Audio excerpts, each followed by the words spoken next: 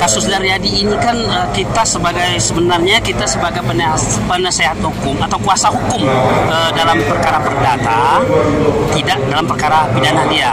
Namun dalam hal ini dia telah menyampaikan ke kita untuk kita menindaklanjuti bahwa dalam proses persidangan pada tanggal 6 Desember 2023 kemarin, saat saksi Zulkifli Idris, di situ terungkap fakta bahwa Zulkifli Idris ini menerima uang dari Andrianto selaku kepala BUMD Musirawas sejumlah 200 juta.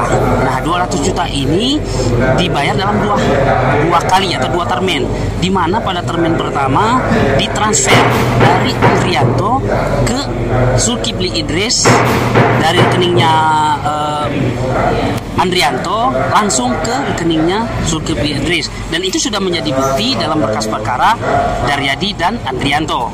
Kemudian pada sesi kedua diberikan secara cash tunai oleh Andrianto kepada Zulkifli Idris untuk diberikan kepada Komisi 3 DPR di Kabupaten Musirawas. Nah, artinya dalam hal itu kan terungkap ada gratifikasi.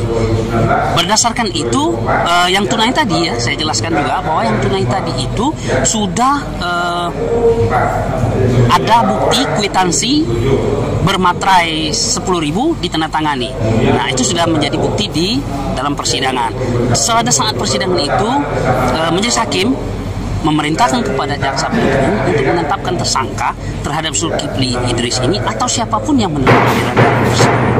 Nah, kemudian dari tanggal 6 Desember 2023 sampai hari ini tanggal 8 Mei 2024 belum ada penetapan tersangka. Oke lah, kalau penetapan tersangka mungkin masih panjang. Setidaknya belum ada langkah-langkah konkret dari pihak kejaksaan untuk melakukan lidik atau melakukan proses hukum terhadap para penerima gratifikasi dari Andrianto.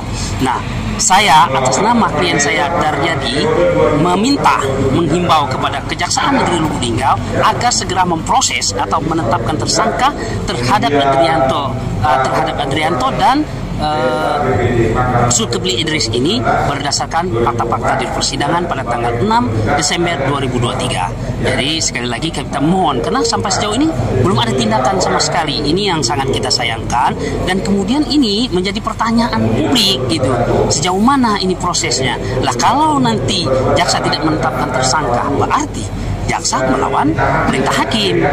Nah, memang kemarin sempat dikonfirmasi oleh Linggau Pos, katanya tidak ada hakim memerintahkan itu, dan kita bisa buktikan ada dan saksi banyak saat persidangan terbuka secara umum di Pengadilan Tipikor Palembang. Jadi jelas sekali, kalau masalah kejaksaan mengeles atau apa itu silakan. Namun harapan kita ya monggo diproses lah tentang tidak ada, kalau masalah bilang tidak ada bukti ya kita senyum ya, tidak mungkin karena sudah ada buktinya.